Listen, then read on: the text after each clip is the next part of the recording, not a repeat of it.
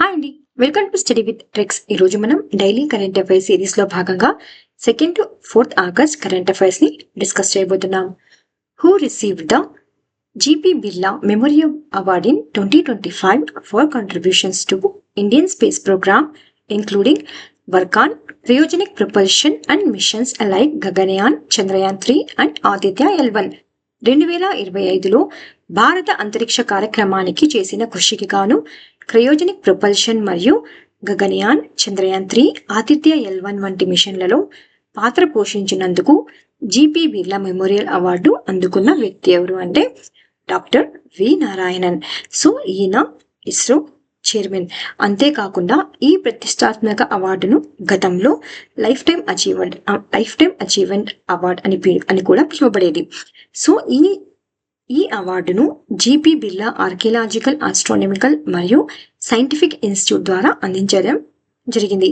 So doctor Narayanan ఎలాంటి machines లో ఎక్కువగా పాల్గొన్నారంటే క్రయోజెనిక్ ప్రొపల్షన్ సిస్టమ్స్, అంతేకాకుండా గగన్యాన్, చంద్రయాన్ 3, ఆదిత్య L1 వంటి కీలక మిషన్లలో నాయకత్వం వహించినందుకు గాను గుర్తింపుని పొందారు.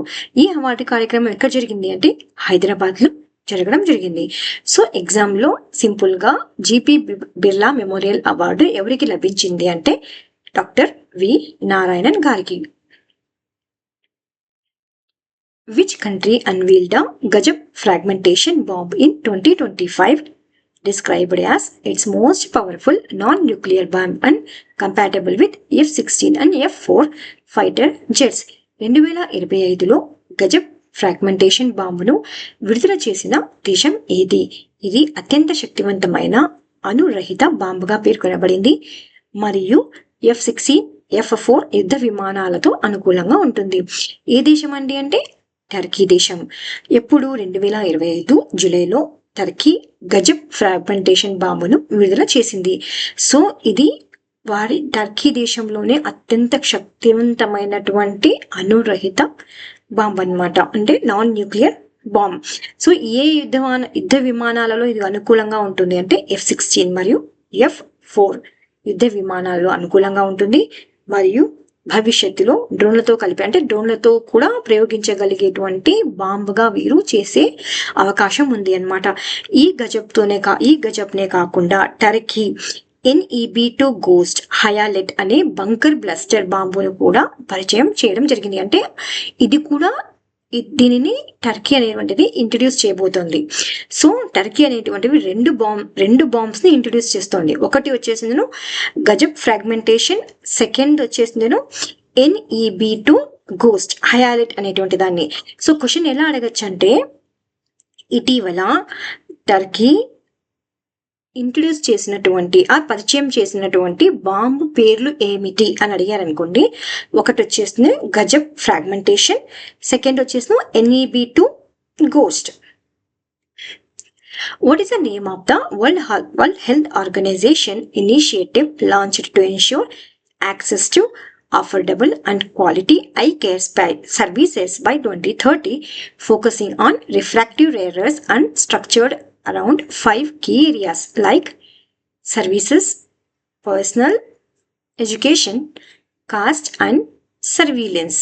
సో 2030 నాటికి అందరికీ సరసమైన మరియు నాణ్యమైన కంటి సంరక్షణ సేవలు అందుబాటులో ఉండేలా చేయడానికి ప్రపంచ ఆరోగ్య సంస్థ ప్రారంభించినటువంటి కార్యక్రమం పేరు ఏమిటి?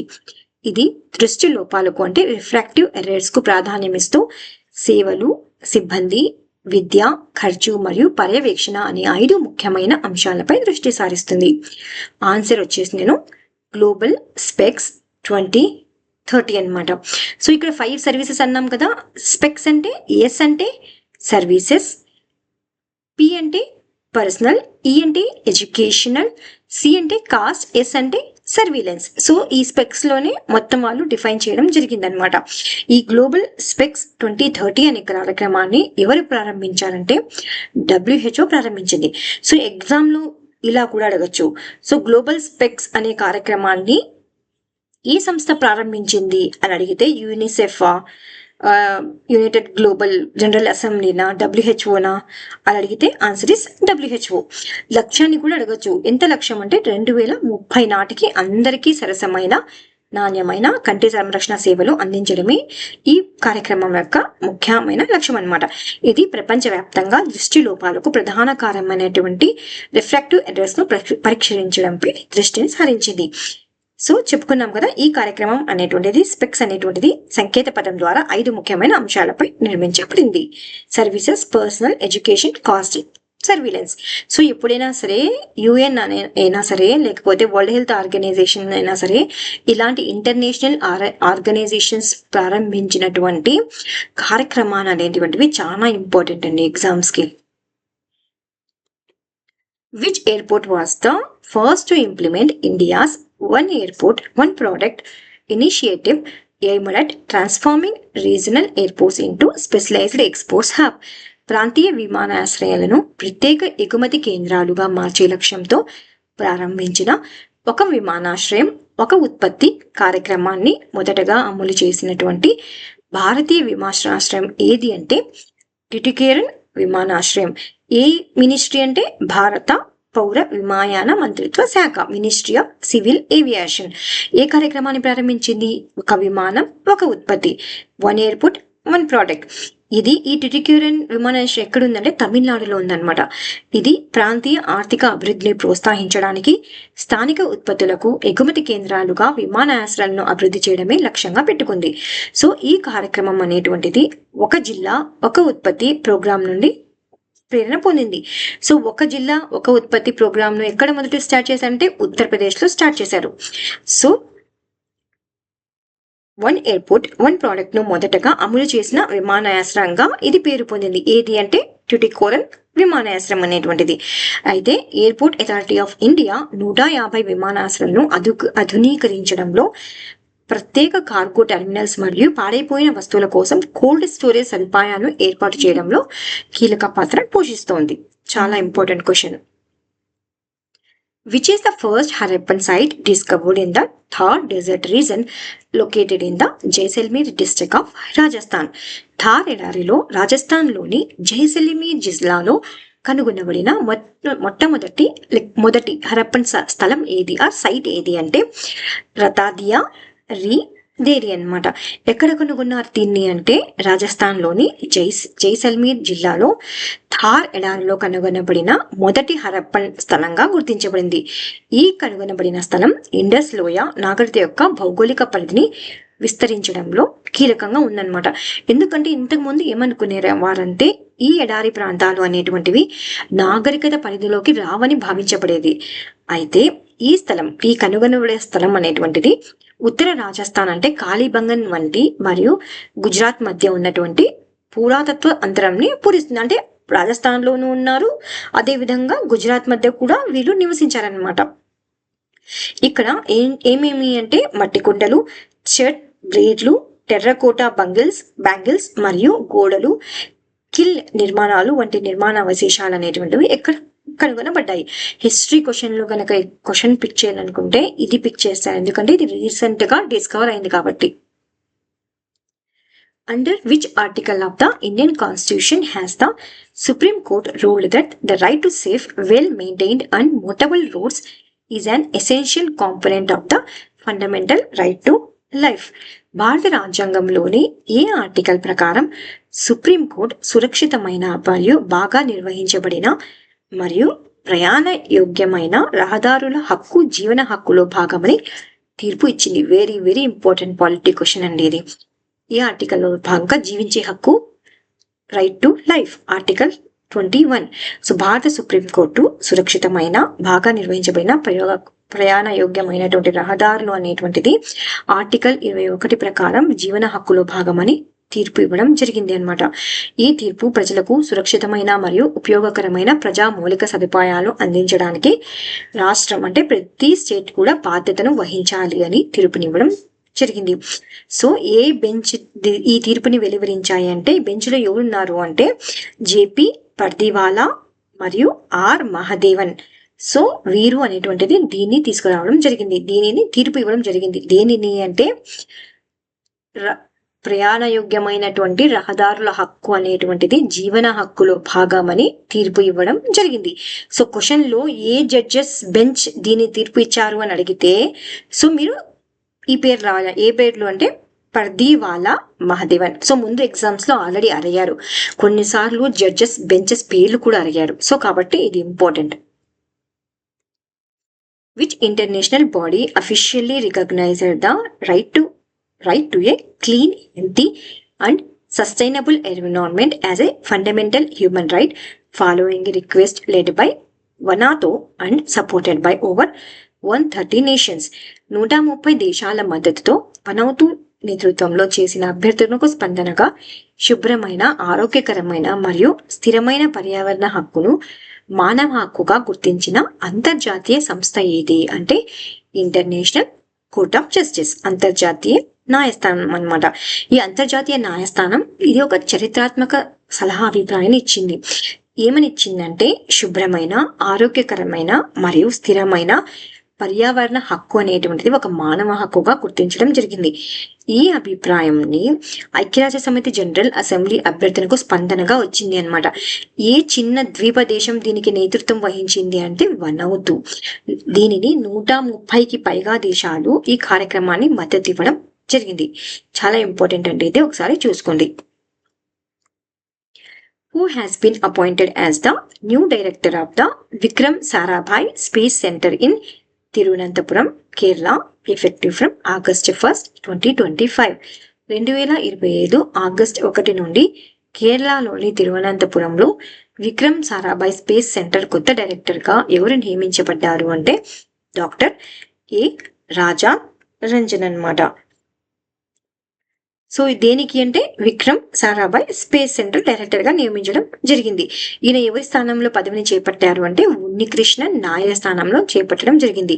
సో డాక్టర్ రాజ్ రంజన్ గారు గతంలో శ్రీహరికోటలోని సతీష్ ధావన్ స్పేస్ సెంటర్ అంటే షార్ డైరెక్టర్ గా కూడా పనిచేశారు. ఆయన లాంచ్ వాహనాలు మరియు అంతరిక్ష నౌక నిర్మాణాలు ఉపయోగించేటువంటి కాంపోజిట్ పదార్థాల నిపుణుడిగా ప్రసిద్ధి చెందారు.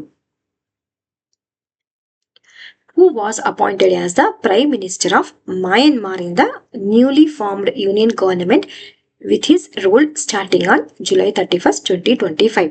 2025 జూలై 31 నుండి ప్రారంభమయ్యే మయన్మార్ కొత్త యూనియన్ ప్రభుత్వంలో ప్రధానమంత్రిగా ఎవరు నియమించబడ్డారు అంటే యు న్యో సా. సో ఇటీవల కొత్త కేంద్ర ప్రభుత్వం ప్రారంభమైందండి మయన్మార్లో. సో దానికి ప్రధానమంత్రిని సెలెక్ట్ చేశారనమాట. ఎవరు అంటే you న్యో some. Which city in Madhya Pradesh will host India's first Hindi medium MBBS college starting from the 2027-2028 academic session offering 50 MBBS seats initially. 2027-28 విద్యా సంవత్సరం నుండి 50 MBBS సీట్లతో ప్రారంభమయ్యే భారతదేశపు మొదటి హిందీ మీడియం అంటే ఎంబీబీఎస్ కళాశాల ఏ నగరంలో ఏర్పాటు చేయబడుతుంది అంటే జబల్పూర్. సో మధ్యప్రదేశ్ రాష్ట్రంలోని జబల్పూర్ నగరంలో భారతదేశపు అంటే ఇండియాలోనే ఫస్ట్ అనమాట ఇది హిందీ మీడియం ఎంబీబీఎస్ కళాశాల. ఎప్పటి నుంచి ప్రారంభమవుతుంది అంటే 2027-2028 విద్యా సంవత్సరం నుండి ప్రారంభమవుతుంది. సో ఈ కళాశాలలో ప్రారంభంలో ఎన్ని సీట్లు అంటే 50 ఎంబీబీఎస్ సీట్లు అందుబాటులో ఉంటాయి. ఈ ప్రాజెక్టుకు మధ్యప్రదేశ్ మెడికల్ యూనివర్సిటీ యొక్క ఎగ్జిక్యూటివ్ కౌన్సిల్ అనేటువంటిది ఆమోదం తెలపడం జరిగింది. సో హిందీ మాట్లాడే విద్యార్థులకు వైద్య విద్యను మరింత సులభతరం చేయడమే ఈ కార్యక్రమం యొక్క ముఖ్య లక్షణం. సో మధ్యప్రదేశ్ జబల్పూర్ గుర్తుపెట్టుకోండి. What was the name of the joint counter terrorism operation launched by the Indian army, CRPF and Jammu Kashmir police following the Pahalgam terror attack on April 2022 April 2022 2025. 2025 April 22న జరిగిన పహల్గామ్ ఉగ్రవాద దాడికి స్పందనగా భారత సైన్యం, CRPF మరియు జమ్మూ కాశ్మీర్ పోలీస్ సంయుక్తంగా ప్రారంభించినటువంటి కౌంటర్ టెర్రరిజం ఆపరేషన్ పేరు ఏమిటి అంటే ఆపరేషన్ మహాదేవ్ అన్నమాట. ఎవరెవరు కలిసి నిర్వహించారు దీన్ని అంటే భారత సైన్యం, CRPF మరియు జమ్మూ కాశ్మీర్ పోలీసులు నిర్వహించారు. దేనికి ప్రతిస్పందనగా ప్రారంభించబడింది అంటే 2025 ఏప్రిల్ 22న పహల్గామ్లో జరిగిన ఉగ్రవాద దాడికి స్పందనగా ప్రారంభించడం జరిగింది. ఈ ఆపరేషన్ ఉగ్రవాదులను అణచివేయడం మరియు ఆ ప్రాంతంలో భద్రతను పునరుద్ధరించడం లక్ష్యంగా పెట్టుకున్నారు. What was the name of the Indian army operation that eliminated 2 Lashkar-e-Taiba terrorists attempting infiltration across LOC in the Poonch sector of Jammu Kashmir? Jammu కాశ్మీర్లోని పూంచ్ ప్రాంతంలో ఎల్ఓసి దాటి చొరబాటుకు ప్రయత్నించినటువంటి 2 లష్కర్-e-తోయిబా ఉగ్రవాదులు హతమార్చిన భారత సైన్యం ఆపరేషన్ పేరు ఏమిటి అంటే ఆపరేషన్ శివశక్తి అన్నమాట. సో ఈ ఆపరేషన్ శివశక్తి అనేటువంటిది భారత సైన్యం మరియు జమ్మూ కాశ్మీర్ పోలీసులు సంయుక్తంగా ఖచ్చితమైనటువంటి ఇంటెలిజెన్స్ సమాచారం ఆధారంగా ప్రారంభించడం జరిగింది. ఎక్కడ అంటే ఇది పూంచ్లోని డెగ్వార్ ప్రాంతంలోని మాల్దీవాలస్ సెక్టార్ ద్వారా చొరబాటుకు ప్రయత్నించినటువంటి లష్కర్-e-తోయిబా ఉగ్రవాదులను లక్ష్యంగా చేసుకుంది. ఈ ప్రాంతం ఎల్ఓసి సమీపంలో ఉండడం మరియు పర్వత ప్రాంతం కావడం వల్ల ఉగ్రవాద కార్యక్రమాలకు అనుకూలంగా ఉంది. What is the name of the world's smallest noun snake rediscovered in Barbados after nearly 20 years? బార్బడోస్లో దాదాపుగా 20 సంవత్సరాల తర్వాత తిరిగి కనుగొనబడిన ప్రపంచంలోనే అత్యంత చిన్న పాము పేరు ఏమిటి అంటే బార్బడోస్ థ్రెడ్ స్నేక్ అండి. దీన్ని శాస్త్రీయంగా ఏమంటారంటే టెట్రాకీలోస్టోమా కార్నెల్ గా పిలువబడే ఈ పాము ప్రపంచంలోనే అత్యంత చిన్న పాముగా పరిగణించబడింది. దీన్ని ఎవరు కనుగొన్నారు అంటే కానర్ బ్లేడ్స్ అనే పర్యావరణ శాస్త్రవేత్త చేత బార్బడోస్ మధ్య భాగంలో అడవి ప్రాంతంలో దీనిని కనుగొనడం జరిగింది. What is the name of the Iranian telecommunication satellite launched aboard a Russian Soyuz rocket on July 25, 2025 from the Vostochny Cosmodrome? 2025 July 25న రష్యా యొక్క వోస్తోచ్నీ కాస్మోడ్రోమ్ నుంచి సోయూజ్ రాకెట్ ద్వారా ప్రయోగించిన ఇరాన్ టెలికమ్యూనికేషన్ ఉపగ్రహం పేరు ఏమిటి అంటే నాహిద్-2 అండి. సో ఈ నాహిద్-2 ఏ దేశానికి చెందింది అంటే ఇరాన్ చెందింది. సో క్వశ్చన్ ఇలా కూడా అడగచ్చు అనమాట. ఈ నాహిద్-2 శాటిలైట్ అనేటువంటిది ఏ దేశానికి చెందింది అంటే ఇరాన్ దేశానికి చెందిందనమాట. ఇది ఒక టెలికమ్యూనికేషన్ శాటిలైట్.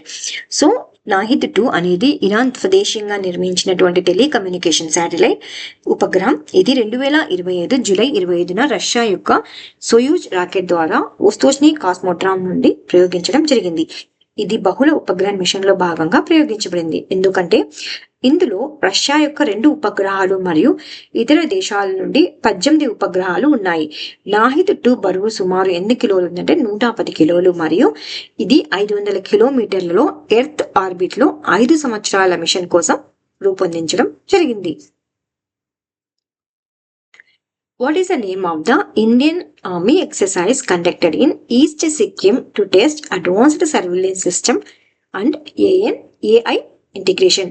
ఆధునిక నిఘా వ్యవస్థలు మరియు ఏఐ సమీకరణను పరీక్షించేందుకు తూర్పు సిక్కింలో భారత సైన్యం నిర్వహించిన అభ్యాసం పేరు ఏమిటి అంటే దివ్య దృష్టి. దివ్య దృష్టి అనేది తూర్పు సిక్కింలో భారత సైన్యం నిర్వహించినటువంటి ఒక ఎక్సర్సైజ్ అన్నమాట. ఇది ఆధునిక నిఘా వ్యవస్థలు, కృత్రిమ మేధస్సు ఆర్టిఫిషియల్ ఇంటెలిజెన్స్ మరియు యుద్ధభూమి కార్యకలాపాల్లో వాటి సమీకరణపై దృష్టి పెట్టడం జరిగింది. ఈ అభ్యాసంలో యుఏఈలు, డ్రోన్స్, గ్రౌండ్ బేస్డ్ సెన్సార్లు మరియు ఆర్టిఫిషియల్ ఇంటెలిజెన్స్ సమర్థవంతమైన ప్లాట్ఫామ్లుగా ఉపయోగించడం జరిగింది. ఇవి సెన్సార్ టు షూటర్ సామర్థ్యాలను ప్రదర్శించడం జరిగింది. ఫస్ట్ ఇవంతా ఏమడగకపోయినా దాని పేరు ఏమిటి అంటే ఆధునిక నిఘా వ్యవస్థలు మరియు ఏఐ సమీకరణను పరీక్షించేందుకు సిక్కింలో నిర్వహించినటువంటి అభ్యాసం పేరు ఏమిటి అంటే దివ్య దృష్టి. 1-liner క్వశ్చన్స్ అండి, డిస్కస్ చేద్దాం. World wide web day is observed annually on August 1st. So world wide web day అంటే మనం ఇప్పుడు ఇంటర్నెట్ యూజ్ చేస్తున్నాం కదా. సో ఆధునిక యుగంలో ఇది ఎలా యూజ్ అవుతుంది అంటే మంచిగా మనకు అందరికీ ఇంటర్నెట్ అనేటువంటిది యూజ్ అవుతుంది కదా. ఆరోగ్యంలో, హెల్త్లో యూజ్ అవుతుంది, ఎడ్యుకేషన్లో అవుతుంది ఇంటర్నెట్ అనేటువంటిది.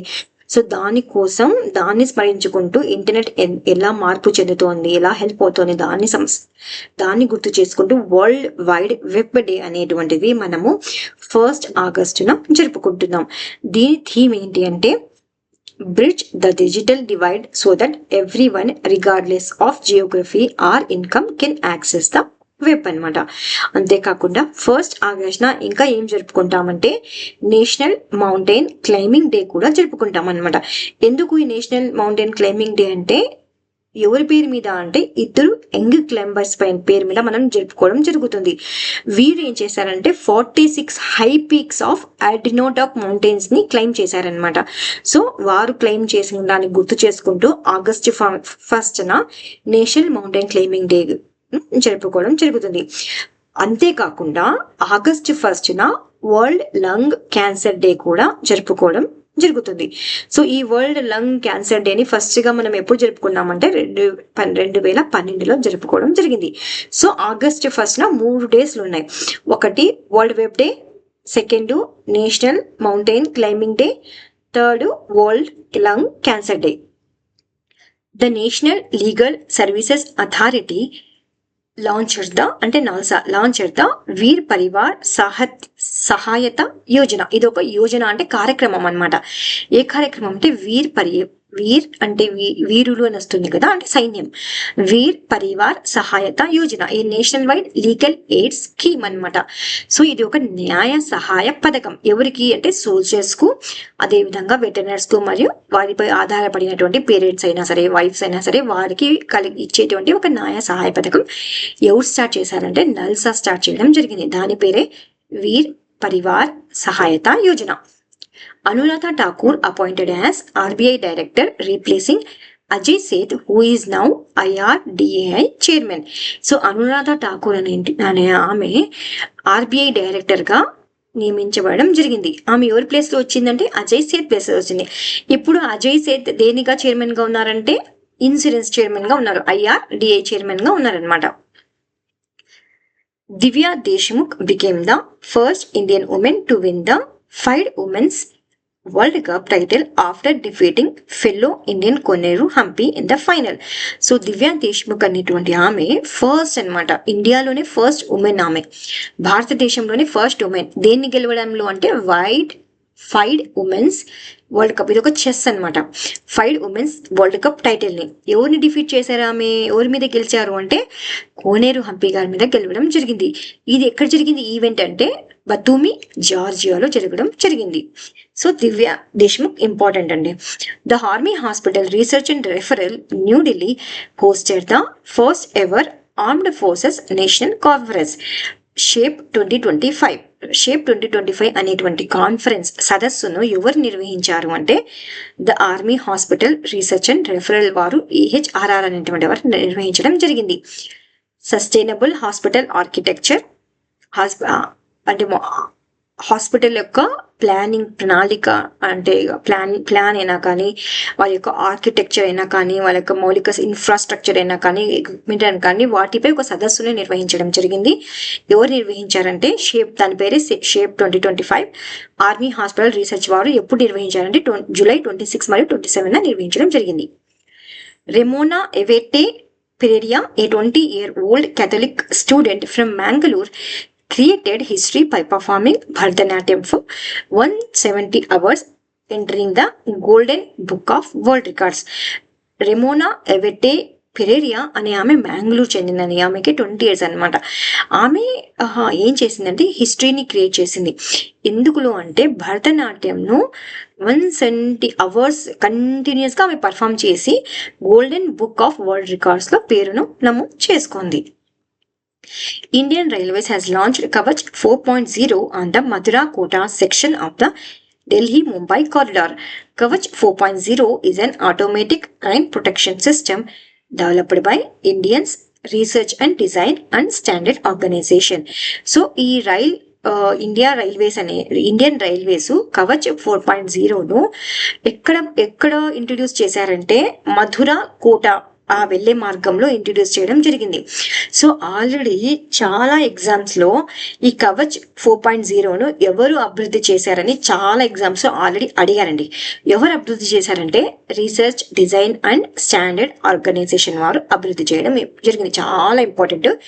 ఆల్రెడీ ప్రీవియస్ క్వశ్చన్స్ లో చాలా సార్లు ఈ క్వశ్చన్ మీరు చూడవచ్చు అనమాట.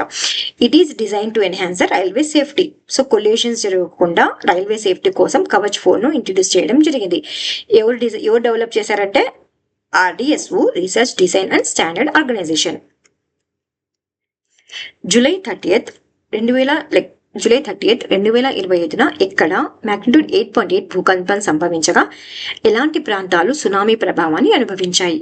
ఎక్కడ అంటే ఆఫ్ ద కామ్కాచా పెనుసుల, రష్యాలో సంభవించిందండి. సో ఏ ప్రాంతాలు దీనికి సునామీని అనుభవించాయంటే జపాన్, అలస్కా మరియు హవాయి.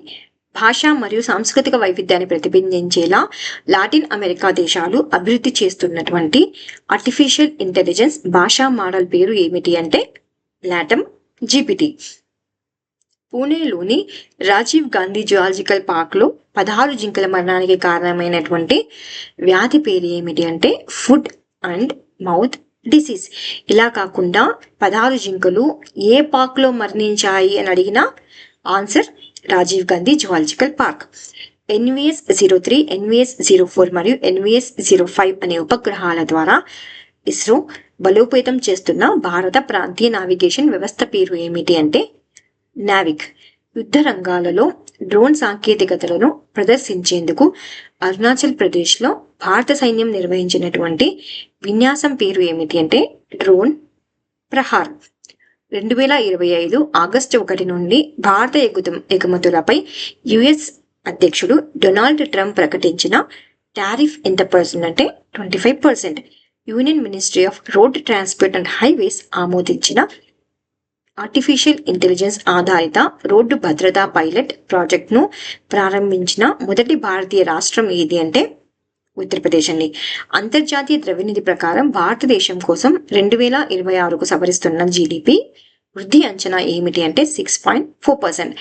డాక్టర్ ఎంఎస్ స్వామినాథన్ శత జయంతిని గౌరవిస్తూ ఆగస్ట్ 7న సస్టైనబుల్ అగ్రికల్చర్ డేగా ప్రకటించిన భారత రాష్ట్రం ఏది అంటే మహారాష్ట్ర. భారత తీర రక్షణ దళం కోసం గోవా షిప్ యార్డ్ లిమిటెడ్ ప్రారంభించిన 6వ ఫాస్ట్ పెట్రోల్ వెజల్ పేరు ఏమిటి అంటే ICGS అటల్. జూలై 2025లో థాయిలాండ్ మరియు కంబోడియా మధ్య సరిహద్దు ఘర్షణకు ఫలితంగా ఏమి జరిగింది మరియు కాల్పుల విరమణ ఎప్పటి నుండి అమల్లోకి వచ్చింది అంటే జూలై 28, 2025న కాల్పుల విరమణ ఒప్పందాన్ని కుదిరింది. అది అర్ధరాత్రి నుంచి అమల్లోనికి రానుంది. ఏ దేశాల మధ్య అంటే థాయిలాండ్ మరియు కంబోడియా. ఇవి ఫస్ట్ ఇన్ ఇండియా అండి స్టాండర్డ్ జీకేలో క్వశ్చన్స్. ఇవి ఆల్రెడీ ప్రీవియస్ లో క్వశ్చన్స్ ఎగ్జామ్స్ లో ఇచ్చారనమాట. అదర్ స్టేట్ ఎగ్జామ్స్ లో కూడా ఇచ్చారు ఈ questions. The first chief of army staff ఎవరంటే general Maharaj Rajendra Singh G.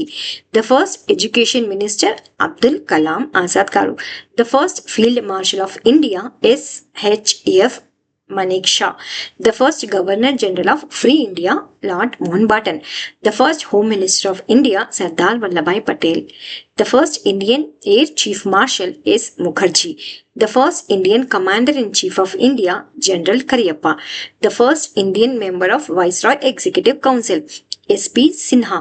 The first Indian Naval Chief, Vice Admiral R.D. Khatari. The first Indian pilot, J.R.D. Tata. The first Indian to cross English Channel, Mihir Sen. The first Indian to get Nobel Prize in Physics, C.V. Raman. ఇది ఇవాల్టి quiz question అండి. Which Indian state has partnered with master card to Boost it's global tourism profile. అంతర్జాతీయ టూరిజాన్ని పెంపొందించేందుకు master card తో భాగస్వామ్యం చేసిన భారత రాష్ట్రం ఏది? Important question, try to answer it.